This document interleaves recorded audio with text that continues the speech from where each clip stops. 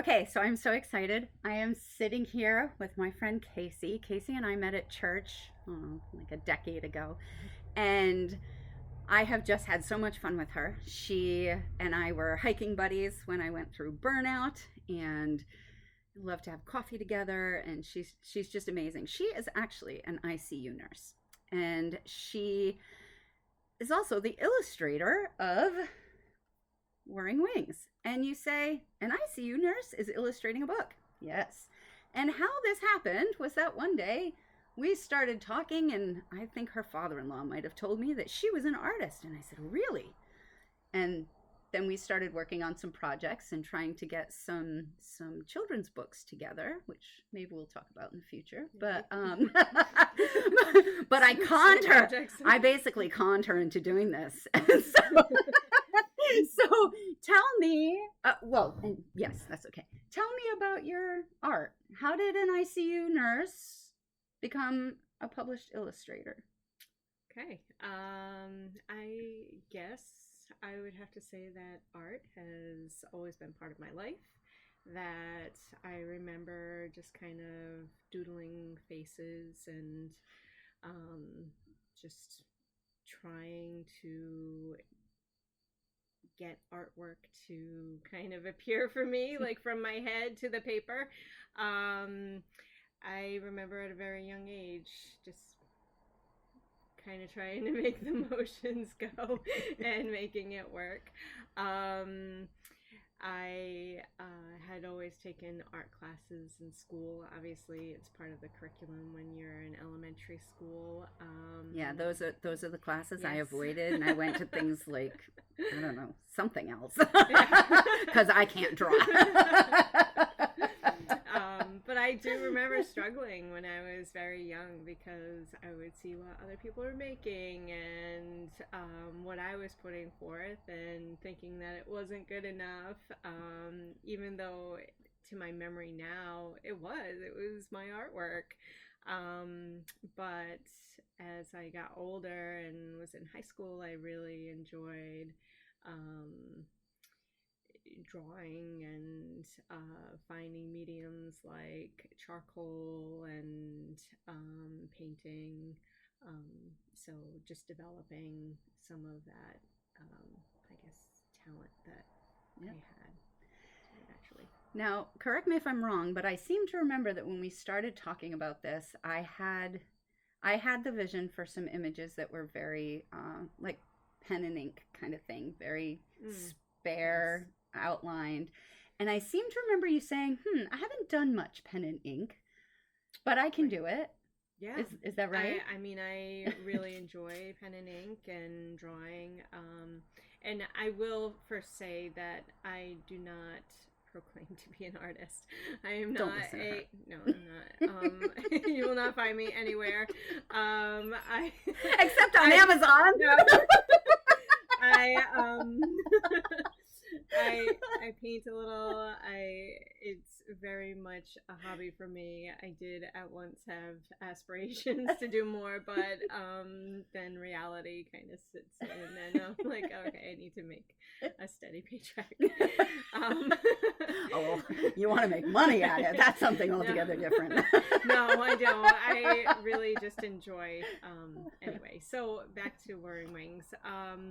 Yes, you came forward with some ideas and the pen and ink, and I had remembered in college doing some long bamboo pen and ink techniques, and the results were always really amazing. So I was kind of hoping to bring that towards like into the project, and so that's where I had started when you kind of gave me some ideas about the images you wanted. That's what I was looking to do, and Yeah. so So let's talk about that synergy between the author and the illustrator, because I'll probably say this in another setting, but I really do look at this as a collaboration primarily between three. I feel like my original concepts, and then Adam's editorial advice, and then your illustrations.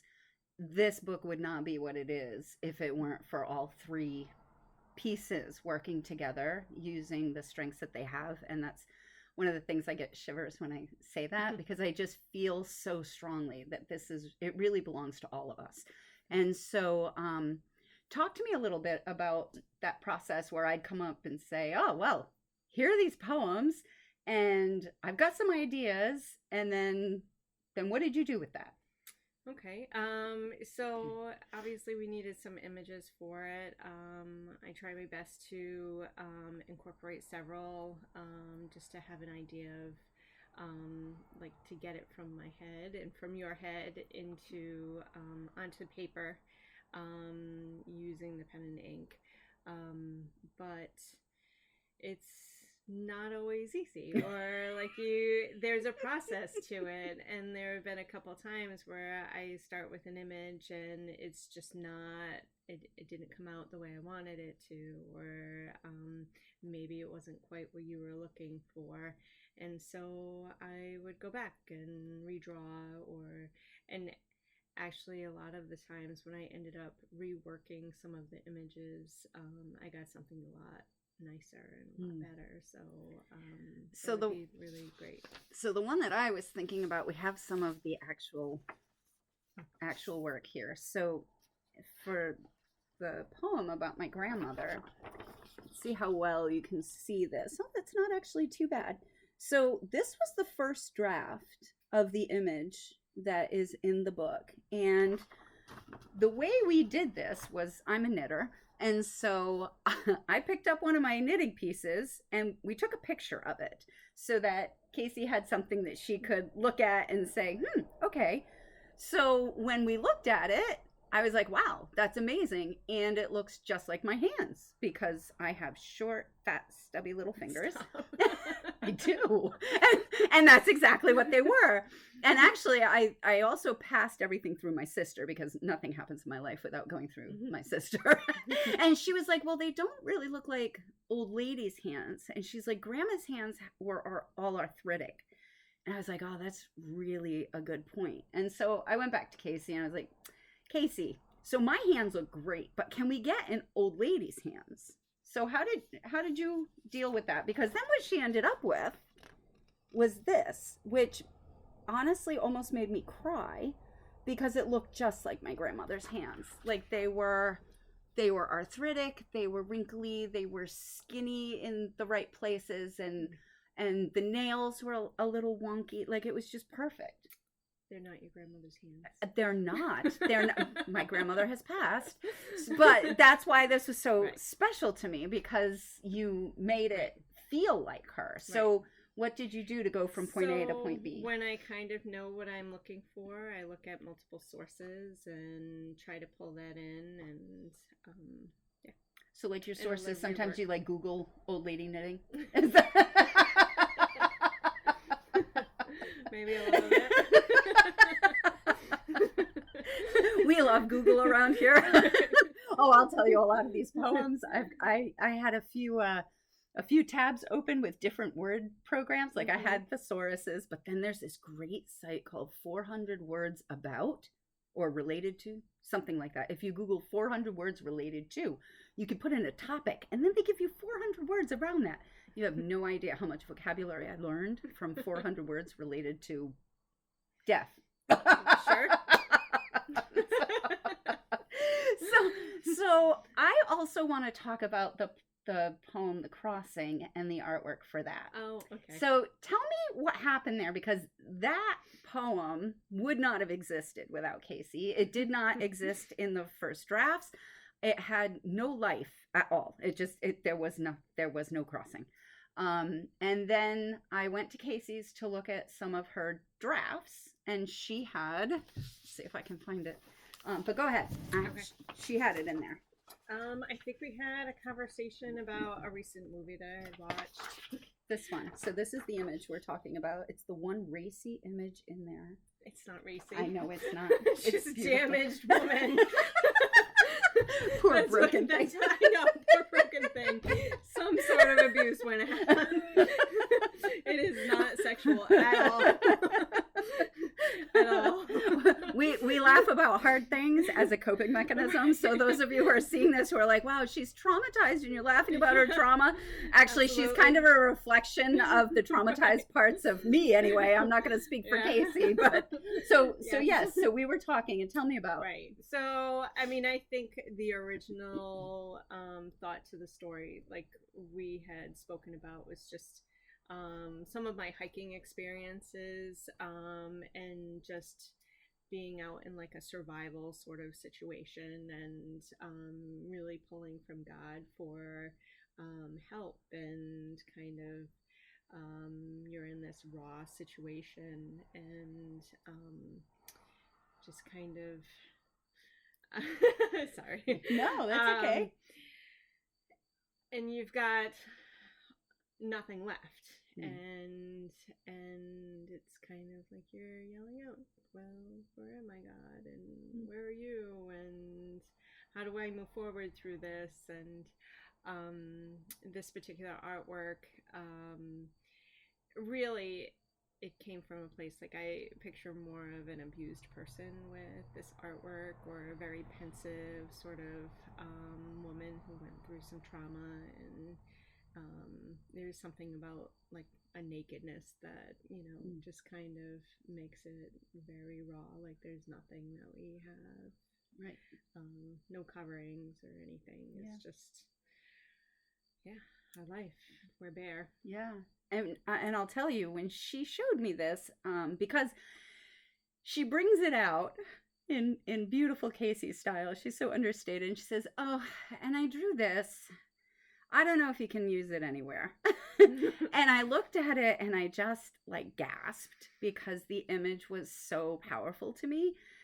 And I said, well, I don't have anything in this book that works for that poem, but I need to write something. And so I did. So I came home and I did use the hiking imagery. And this is where that synergy between the three of us, I wish Adam were here to be able to jump in on this a little, but Adam's feedback, he noticed a lot of sensuality and abuse in the first version of the poem, that he was like, I think you need to really, really bring that out more, and really capitalize on that. And so I reworked it. I cut a lot of it. He was like, I also think it's too long. So I cut a lot, and I made the language as tight as I could. And I specifically went to 400 words related to like sexual stuff, sensuality, and that kind of stuff, because I wanted that kind of language that kind of showed that the river was almost a sexual being and an abusive being, but didn't explicitly say that. And so I honestly, like, this is one of my favorite poems from the work, and I totally credit her with it, because it wouldn't have existed. It seriously would not have existed without that. So thank you. It's funny how inspiration happens, isn't it? Well, I then found out, and of course I should have looked this up before we did this, because now I feel silly, but I actually found out that there is a name for a type of poetry that is based on a piece of artwork, and it's like X something or other. I'll figure it out before tomorrow night. But I did that. I was like, oh, I've done that. I made a piece of poetry out of artwork, and you're the one who did that. There you go.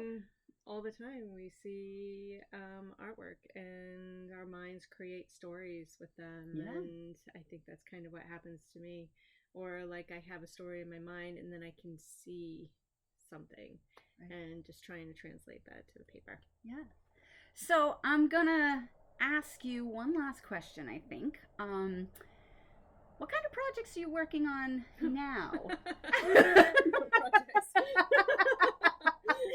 You have a project in mind. I do. I have a few thoughts about some projects, maybe some children's books that we've thought about. I'm just trying to get my my artwork sort of perfected in that way. I haven't done a whole lot of work with watercolors, and I'd like to use that as my medium. You have I'm an really idea for a working. book. I'm not talking about. So this all started like 1,000 years ago when I brought her an idea for a children's book, and I'm like, I have this children's book. Can you illustrate it? And so we've been working on that for what, like 5 years? Too long. It's just it doesn't get on the paper well enough. Well, it gets there. And both of us are busy. I mean, she's an ICU nurse. Right. Like, come on, the woman works nights. Like, what else are you gonna do? So we're definitely taking her free time to do this. But you have an idea for a great children's book, based on your critters that hopefully will get out and get some. So be looking for her. She's gonna get out there. We'll see. Well, thank you, Casey. Thank you for joining me, and thank you for making this dream of mine possible. I am so pleased. So when you look at those illustrations, there's the maestra.